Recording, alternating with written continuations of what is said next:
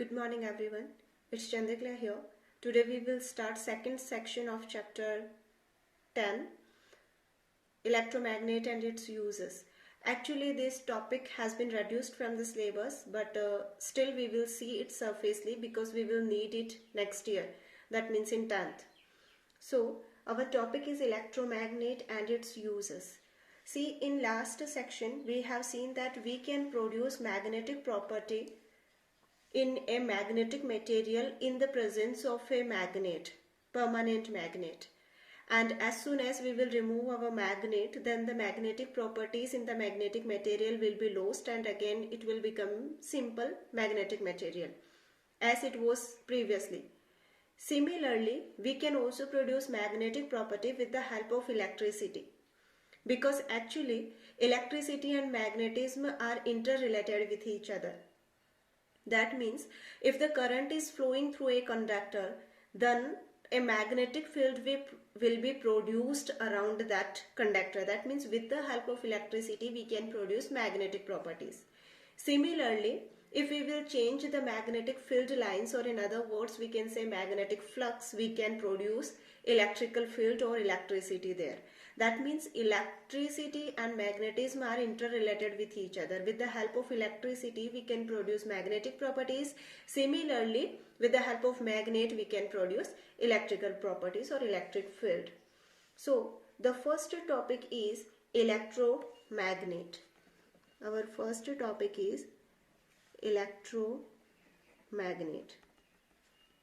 Okay, so definition states that it's a temporary magnet. That means we can write in short, it's a temporary magnet. Generally we use soft iron, not necessarily, we can use steel also, but generally soft iron when current flows through it. Okay, that means what we need, when we will take a soft iron bar and we wrap a conducting wire around it, and if the current flows through that wire, then that soft iron will start behaving as a magnet. But since here it is written temporary, temporary means as long as current is flowing through it, it will behave as a magnet. As soon as we will disconnect the electric supply, then it will become again a simple soft iron bar or whatever you have taken. That means simple your magnetic material, right? Same case was there and same is this case. That means we can actually prepare artificial magnets which will behave as a temporary magnet with the help of electricity. And why we are preparing that, we have already seen in the last section that artificial magnets have more strength. You can vary their strength, you can vary their polarity also, you can make them in your desirable form according to your needs. That's why we are making artificial magnets. Okay, and here construction is given for we have studied many kinds of magnet, but here construction is given for two types of magnet. One is eye-shaped magnet and second one is horseshoe magnet or U-shaped. Two names are there, U-shaped or horseshoe magnet. Generally in our electrical appliances we use U-shaped magnet, and rest of the things depend on our requirements, which one we want, accordingly we will use. Okay, so first we will discuss about eye-shaped magnet. For that we will take a rectangular piece of soft iron, okay, and then we will take a conducting wire, and here one ammeter has been conducted and one rheostat is also there, one battery, obviously without battery you cannot pass electricity, and here this electric wire has been bounded here and this is connected here. That means actually what we have done, we have taken one rectangular soft iron bar and we have taken a conducting wire, good conductor, and then we have wrapped or make rounds of that conducting wire over this soft iron bar, and then we have connected a battery obviously to pass the electricity, because we will produce magnetic properties with the help of electric field, and a key, that means obviously switch we will need. One rheostat we have here, and we know the use of rheostat. With the help of this rheostat, we can vary the resistance and hence the current. That means if you want to increase or decrease the value of magnetism, then what will you do? You will vary the value of the current. For that purpose only we have kept here rheostat. If you want to keep, you can keep here ammeter, so that you will be knowing that what amount of current is passing through the conductor. Okay. There is nothing new. That means with the help of a battery we have passed current through the conducting wire, and as soon as this current will start flowing, then around this conducting wire or soft iron bar one magnetic field will be produced. Okay, that means magnetic properties will be produced. And if we are saying that in that condition our soft iron bar will behave as a magnet, then obviously according to the properties of the magnet it will have two poles. Every magnet has two poles, so it will also has two poles. One is south pole and one is north pole. And here the thing is, we have to find out which is the south pole of the magnet and which is the north pole of the magnet. Here we use clock rule. Generally we have some more rules to find out the direction that we will see next year in detail. But here we will use clock rule, and in clock rule we will see here that if we will consider this portion only, this portion of the wire, then after completing this portion, you see here the current is in this direction. That means the current is moving like this. That means the current is moving in clockwise direction. So the end where the current is moving in clockwise direction is south pole, whereas you see this one, if I will draw it here, you see the current is in this direction. After that it will start here, it will move like this. That means the direction of the current is anti-clockwise, so it will behave as a north pole. That means the first thing is, if the current is anti-clockwise, that will be the north pole, and the current is clockwise, that will be the south pole.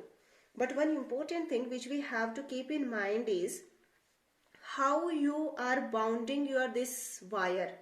The direction of current and hence the poles will depend on that. You see here this wiring we have left it here, and after that the wiring is coming from here. That means if this is the soft iron bar, then the wire is coming from backside of the soft iron bar. That means this wire has gone backside and then it is coming out from here. Whereas here at the last end, the wire, this wire which is coming from the outside, has been connected here. This is the common mistake sometimes when we find out the poles of the magnet, then sometimes we get same kind of poles.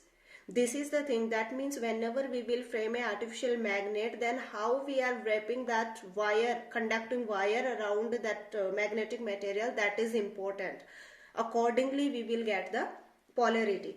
Similarly, the second thing is U-shaped magnet, that actually nothing is new, same thing is there. That means only the shape of our soft iron bar we have changed, because we want it in U shape, that's all. Rest of the things are same. Okay, same means obviously we will take a conducting wire, and then we will take rheostat, because we will need it to vary the amount of resistance to get a desired current. And here again we will use a battery, and then we will use a key, and here this is the last corner, and from back side, downside onwards, we will take our wire and it will come here. That means here you can put an ammeter if you want to measure the current flowing through it. Okay, this is key. So same things are there and same things are here again. That means if the direction of the current, that means obviously here we were having these two poles and here we will have these two poles again. So again here matters the same things, same thing. Now whether you are taking your wire above, that means above your this face, or from back side. Accordingly you will get north polarity and south polarity. So same concept we are going to get here. there will be many rounds of this wire that I have not drawn. These two I have drawn because we need to see the polarity. So obviously, as we have done there, we will take only this last line, that means this one, and then we will complete the circuit. Okay, this is the direction of the current.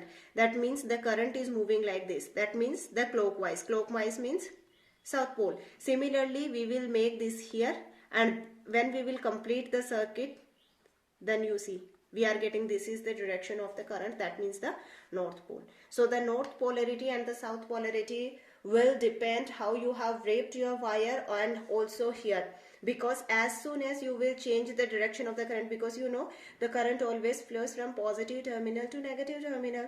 So as soon as you will change the direction of the current, in that condition also the polarity will get reversed, and generally we use this method when we need to change the polarity. So these are simple constructions for both kinds of magnets. And the next thing is two ways are given to increase the value of magnetic field. How can we increase the magnetic field? So the first thing is you can increase the amount of current, then the amount of magnetic field will be increased.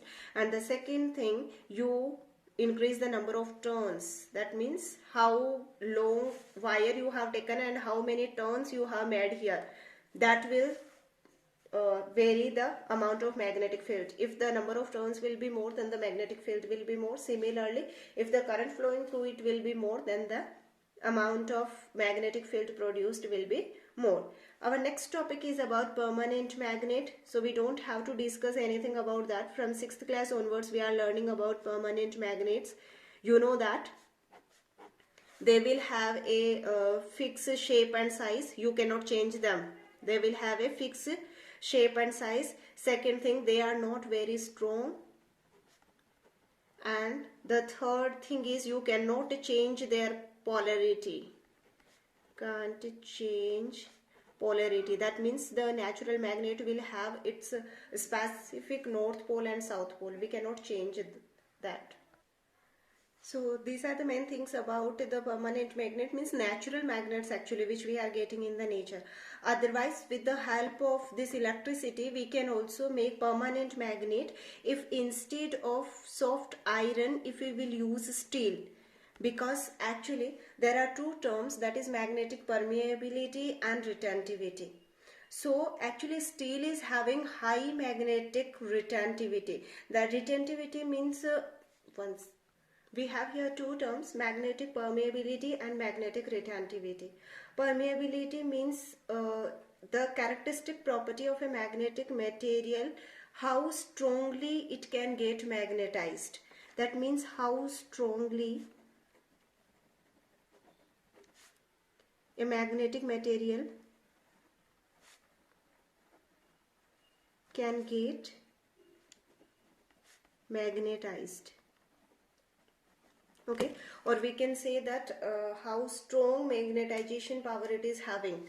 Okay, and retentivity means how soon it loses the magnetism. How soon it loses magnetism, which it has acquired with the help of electricity. Which it has acquired. Okay, these are two terms actually, that is magnetic permeability and retentivity. So for soft iron, generally we prefer soft iron because it has a high magnetic permeability. That means it can very easily get magnetized and very strongly it get magnetized. But the thing is, it has a low retentivity also. That means as soon as we will remove the source of the current or electricity, then it will lose its magnetism at that instant itself. Whereas steel has a high magnetic retentivity, that means it can hold that magnetism for some more time. That means even after the switching off of the current also, it can keep those magnetic properties for a time. That's why either we can use the natural magnets, or otherwise we will have to use steel for making permanent magnets. But if we will use natural magnet, we will not have those facilities of changing the polarity and the amount of current and shape and all these things. Whereas if we are using steel for making a permanent magnet, then we can do that. That is the benefit of using steel. Some comparisons are given between electromagnet and permanent magnet that you will do by yourself. Advantages we have already seen. Most of same things are there. Uses of electromagnet is just a theory portion. You will read it by yourself. Uses of electromagnet in an electric bell. This is one important topic which we have to see. That we will see in the next class. Thank you.